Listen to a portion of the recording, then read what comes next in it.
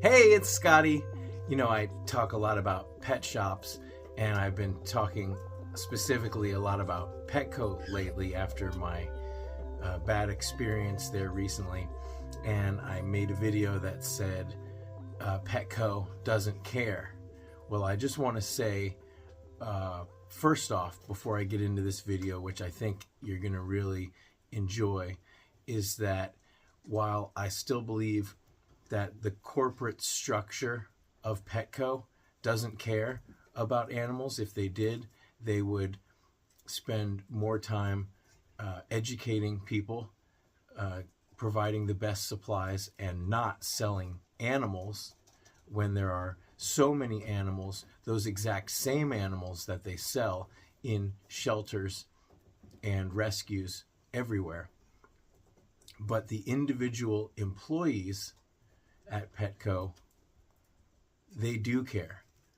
Now, just like guinea pigs, people are individuals with individual experiences and individual personalities. And even though I have run into certain employees that didn't seem to care very much, I have heard from and met a number of employees that do care very much. What are you doing down there, BB?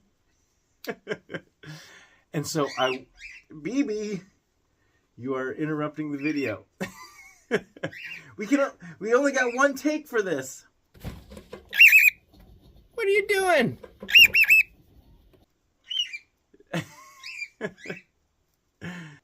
So I want to read this email, which just really I want to read this email, which really warms my heart.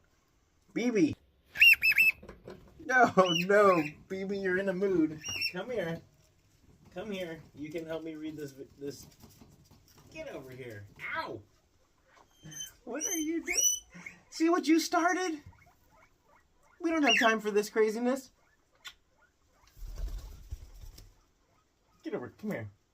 Sit here. Okay, we're going to read this. Okay.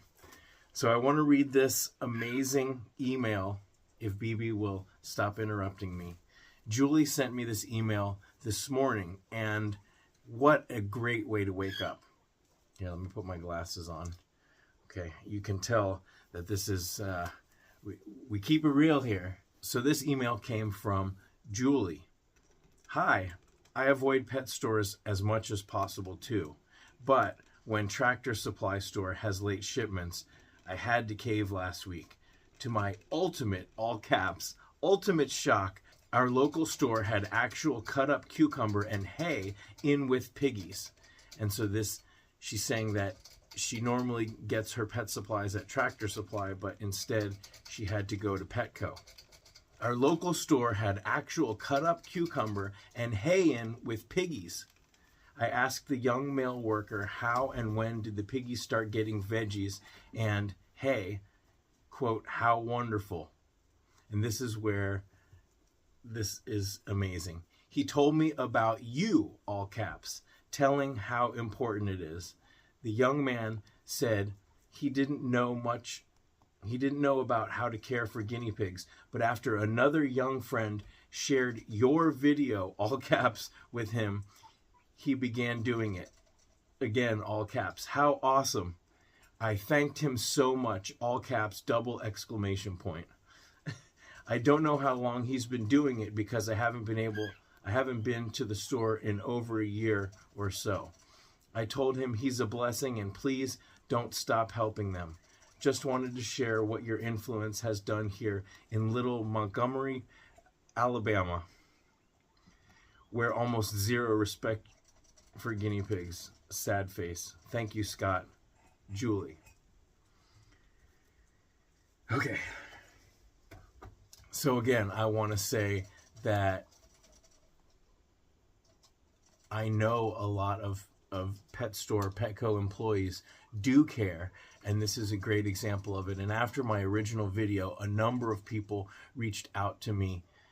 Some employees that work at Petco wanted to get me in touch with various people in the corporate side of things, and just a number of longtime employees messaged me letting me know what their experience was. And it really does make me feel good. And I do know that within this rigid corporate structure that may or may not be trying to change for the better, there are people within that company that do care, that want to see change. And hopefully together we will make it happen. And when she says that it's because of my influence, it's really because of your influence, because of our influence together. Because I didn't tell that employee in Montgomery, Alabama, the best practices and the best ways to care for guinea pigs. You did. And so I'm blown away.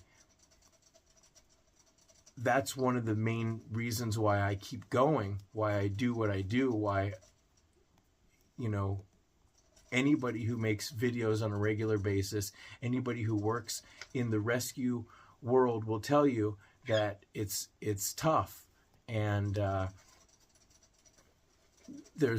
for every positive email I get a bunch of sad emails. For instance, real quick, when I was volunteering at the rescue the other day, after a really fun and wonderful adoption and bonding session with a really nice family that had 2 piggies. They had lost one due to disease, and they had to put her to sleep and let her go,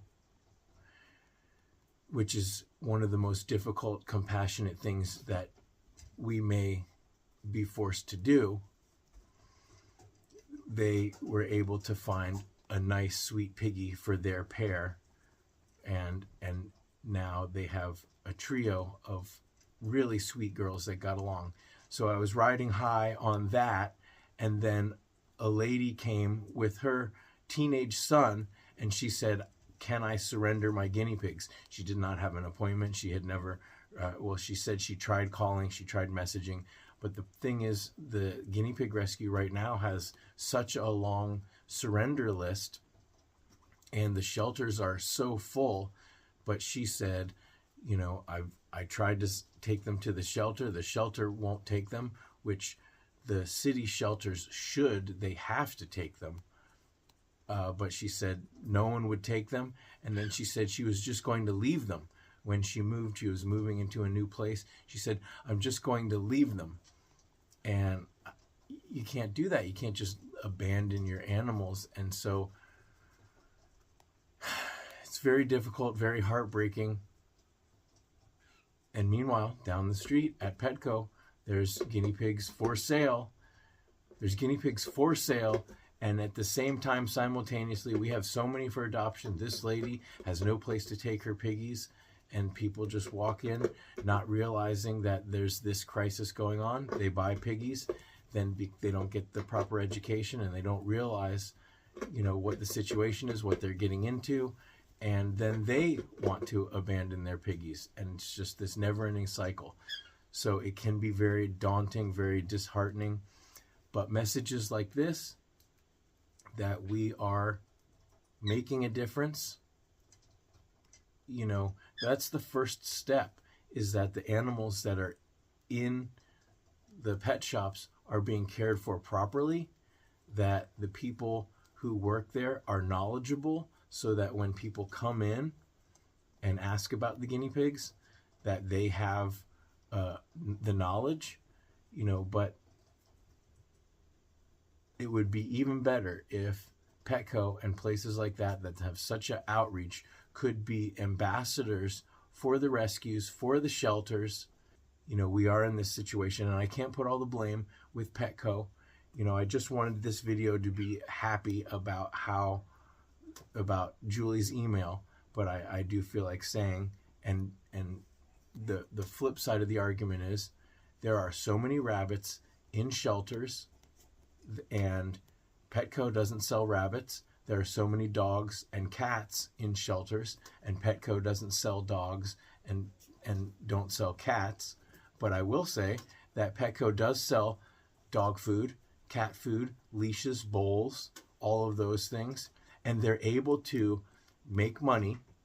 They're able to service the community without selling those animals. So I don't know why they couldn't do it for guinea pigs, for hamsters, for reptiles. There's just, if it was more difficult to get all of these animals, because I don't want to say, oh, this is just about guinea pigs. You know, I'm in a unique position where I've been volunteering at the LA Guinea Pig Rescue, and I have a lot of knowledge about guinea pigs, but just like you, I love all animals, and there are no animals that deserve to be purchased, neglected, and thrown away. And so if it was more difficult to find that pet that you're looking for, if it was impossible to find a bearded dragon and you had to figure out where to get it and where the rescue was, then when you did get that bearded dragon that you looked so hard for, you would cherish them, you would care for them, you wouldn't surrender them unless, God forbid, there was an emergency. And that is the point of animal shelters, is that in an emergency, in a horrible tragedy, there's a place for these animals to go. But not just because someone's son or daughter is starting a new extracurricular activity and they don't have time to care for them. You know, and in this case, the family, they were moving to a new place that didn't allow pets. Now, sometimes that is the case. You come into a hardship, you have to move, or there's a life-changing event, you have to move. But in many cases, you ask the landlord, can I put a little extra deposit down? Can I be responsible for them? If the landlord's going to say, oh, you have to abandon your pet, this family, she said, I'm just going to leave them somewhere on the side of the road or in my apartment when I leave. That's unacceptable. And a landlord isn't going to want you to do that.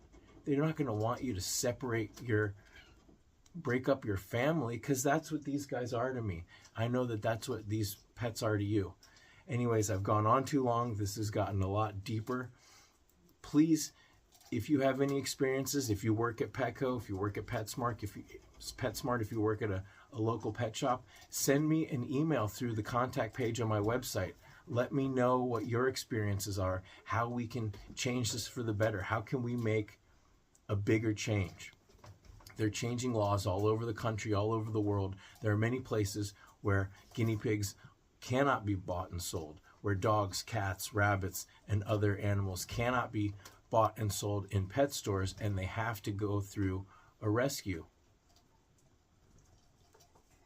So how can we take steps to change that in my location, in your location, everywhere? I'd love to get to the point where, oh, we can't find these animals and then it's not a problem, but it's just every day the LA Guinea Pig Rescue gets multiple surrender requests, hundreds every week. You know, the surrender list is years long, and not to mention just the public, but every shelter is full of guinea pigs. My shelter, where Poppy came from, there are 10 more guinea pigs sitting in little cages waiting, and I just don't know what to do about it. But when I get an email like that, I know that there's people that want to help, that want to make a difference, and it keeps me fired up, it keeps me going, and all of us together, we can make a difference. We are making a difference. Boys, don't chew on the side of that. All right, well, I got to get back to my kindergarten class here. But I just wanted to share that message with you, and then I guess go on a little rant, a little tirade. So I hope you guys are having a good day, having a good end of the week. You guys have a good weekend, and until next time, thanks for watching.